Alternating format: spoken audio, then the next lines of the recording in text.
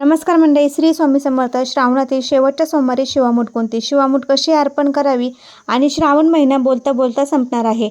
श्रावणातील शेवटच्या शनिवारी श्रावण अमावस्या आलेली आहे. ती आहे 23 ऑगस्टला श्रावणी अमावस्या आहे. तर श्रावणातील शेवटचा सोमवार हा आलेला आहे. 18 तारखेला शिवमूठ जव आहे. तर आपल्याला विधिवत श्रावणातील शेवटच्या सोमवारी महादेवाची पूजा करायची आहे.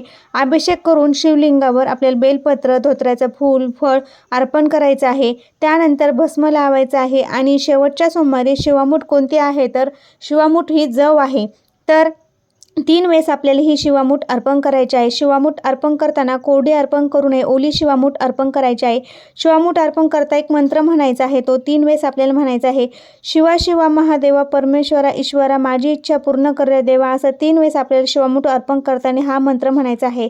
हा श्रावणातील शेवटचा सोमवार आहे. नक्की तुम्ही अशी पूजा करा.